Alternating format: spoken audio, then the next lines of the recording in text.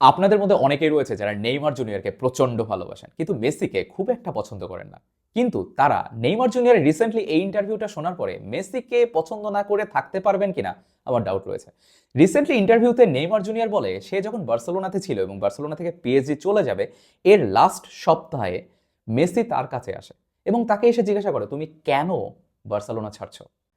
Messi আবার তাকে বলে যে তুমি হয়তো বার্সেলোনা ছাড়ছো কারণ তুমি ওয়ার্ল্ডের বেস্ট প্লেয়ার হতে চাও, কিন্তু তুমি বার্সেলোনায় থাকো, আমি তোমাকে বেস্ট প্লেয়ার বানাবো।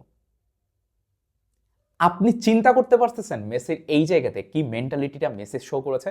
এই কথাটা আমি বলতেছি না, এই কথাটা নেইমার জুনিয়র নিজেই রিসেন্টলি ইন্টারভিউতে বলেছে এবং এই ফ্যাব্রিজো রোমানো ইন্টারভিউটা শেয়ার পর্যন্ত করেছে, সেখানে আপনি দেখতে পারেন। So it's definitely authentic. So এই কথার পরে আপনি মেসির মেন্টালিটি সম্পর্কে একটু চিন্তা করুন এবং মেসিদের সাথে যাদের তুলনা করেন তাদের সাথে চিন্তা করেন যে তাদের পক্ষে কখনো এরকম কথা বলা সম্ভব অন্য কোনো প্লেয়ারকে নিয়ে যে আমি তোমাকে বেস্ট বানাবো, তুমি থেকে যাও, তুমি যেও না। দিস ইজ লিওনেল মেসির mentality. You have to respect Lionel Messi.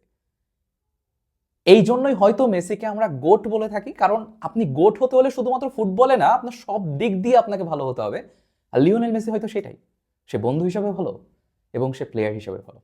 If you like this video then share and follow না করে থাকলে প্লিজ ফলো করে দেন।